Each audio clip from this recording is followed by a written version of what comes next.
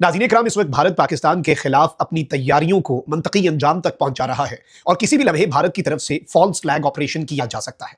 एक ऐसे मौके पर जब सूरत हाल इंतहाई तशवीशनाक है, भारतीय आर्मी चीफ ने कुछ नए ड्रोन्स अनवेल किए और इन ड्रोन्स के साथ ये पैगाम दिया पाकिस्तान को कि पाकिस्तान के खिलाफ ये तबाहकुन ड्रोन जो है ये इस्तेमाल किए जाएंगे। लेकिन पाकिस्तान ने टिट फॉर टैट, पाकिस्तान ने मौके पर ही ड्रोन्स गिराने वाला हथियार जो है वो मंजर आम पर लाकर पूरे का पूरा भारत का गेम प्लान बदल दिया है। इसके साथ ही साथ ड्रोन्स जो है वो अनमैन्ड एरियल व्हीकल्स को हम ड्रोन्स कहते हैं, यानी जो बगैर किसी पायलट के या बगैर किसी इंसान की इन्वॉल्वमेंट के फजा के अंदर परवाज करते हैं। उसी तरीके से पाकिस्तान नेवी जो है उसने अनमैन्ड सरफेस व्हीकल्स यानी कि सी के लिए जो ड्रोन्स हैं वो अनवेल करके भारत को एक और बड़ा सरप्राइज दे दिया है। मैं सारी डिटेल्स एक एक करके आपके सामने रखता हूं और आज भारतीय army chief general Upendra Dwivedi का पूरा प्रोग्राम पाकिस्तान ने कैसे बाढ़ा है इसकी डिटेल्स बड़ी इंटरेस्टिंग है और इसकी जो स्पेसिफिकेशंस अभी मैं आपको बताऊंगा कि पाकिस्तान ने जो सिस्टम इस वक्त अनवेल किया है और कुछ पाकिस्तान ने अपने पत्ते शो करवाए हैं और कुछ पत्ते पाकिस्तान ने शो ना करवा के भारत को एक कंफ्यूजन में रखा है and India still has no idea कि व्हाट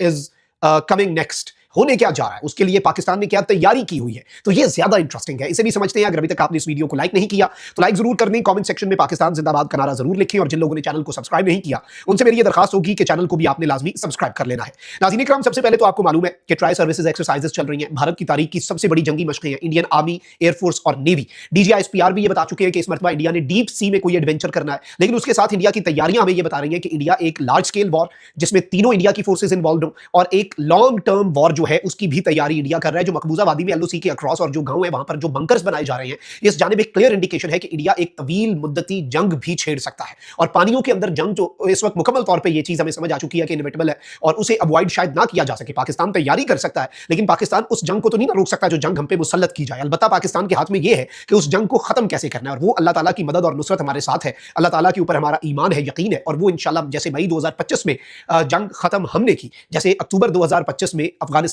जो कि इंडिया की प्रॉक्सी बनकर आया, या फिर आप ये कह लें कि इंडिया अफगानी रिजीम का रूप धार के आया, उस वक्त भी जंग हमने खत्म की।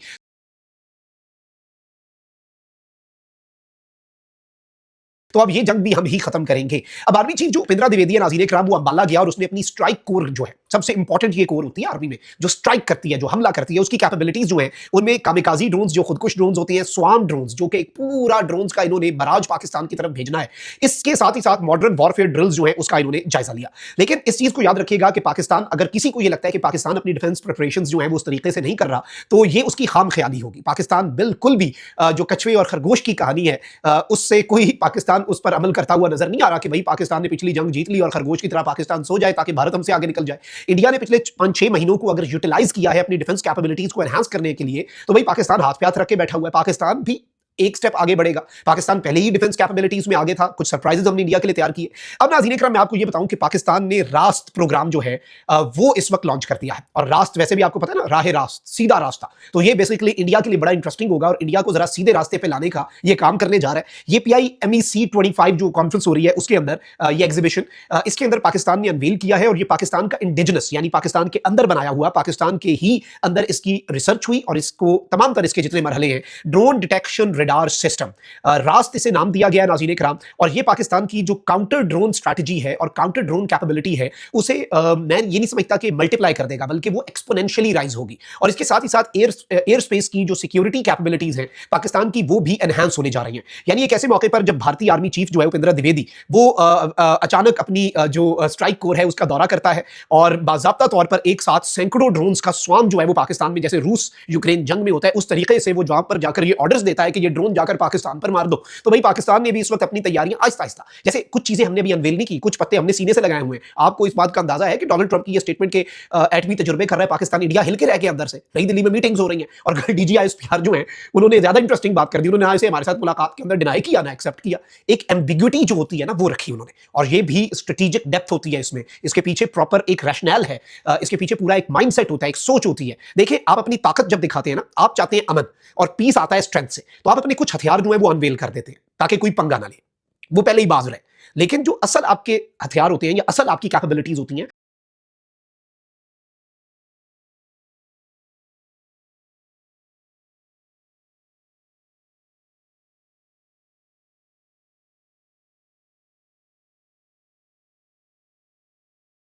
आप उन्हें अनवेल नहीं करते। You don't do that.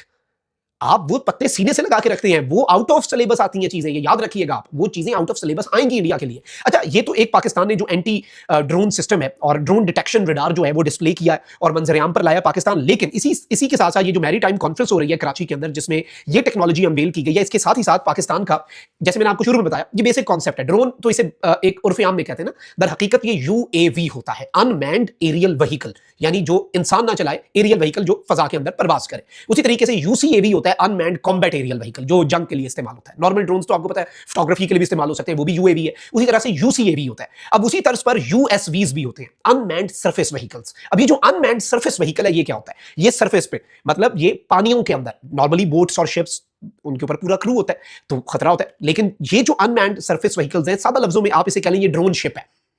ये शिप है लेकिन ये अनमैन्ड है, तो इसलिए आप इसे ड्रोन शिप कह सकते हैं। और इसे बेसिकली फीचर किया गया है और इसके अंदर एसएसएम लॉन्चर्स जो हैं वो भी इस शिप के अंदर अनवेल किए गए हैं। अब एसएसएम लॉन्चर्स क्या होते हैं नाज़रीन इकराम?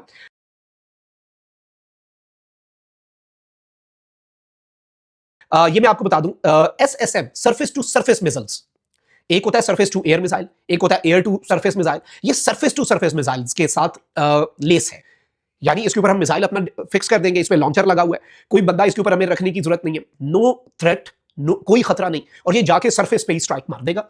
भारत की शिप्स, भारत के जो इंडियन नेवी की शिप्स हैं या इंडियन नेवी के जो नेवी के एसेट्स हैं, जो समुद्र के अंदर एसेट्स हैं, उनके लिए बड़ा खतरनाक और मोहलिक चीज होगी। अच्छा, इसे रिसेंटली यूक्रेन ने इस्तेमाल किया है। यूक्रेन ने ऑपरेशन स्पाइडरवेब में अपने ड्रोन इस्तेमाल किए थे। उसके बाद क्रेमलिन वाला जो ब्रिज है ना, जो रशिया और क्रेमलिन को मिलाता है, उसे मुनहदिम करने के लिए सैबोटाज अटैक किया था, तो यूक्रेन ने भी ये ड्रोन शिप्स इस्तेमाल की थी अगेंस्ट रशिया। तो आप अंदाजा करें कि पाकिस्तान कितना आगे का सोच रहा है। पाकिस्तान इंडिया से एक स्टेप नहीं बल्कि 10 स्टेप्स आगे होगा, ये मैं आपको आज लिख के दे रहा हूं। और अल्लाह ताला की मदद, अल्लाह ताला की नुसरत शामिल हाल रहनी चाहिए, क्योंकि हमारा ईमान है, हमें जंग नहीं चाहिए, अमन से रहना चाहते हैं। जंग छेड़ी तो फिर हमने अल्लाह का नाम लेके काम शुरू कर देना है। मतलब the words of the Pakistan top military hierarchy अगर मैं आपको बताऊं फ्रॉम द हॉर्सेस माउथ, तो वो पता है क्या है? वो सिंपल ही है, पहले भी ठोका था, इस दफा ज्यादा ठोकेंगे। अपना बहुत ख्याल रखें। अल्लाह निगहबान, पाकिस्तान जिंदाबाद।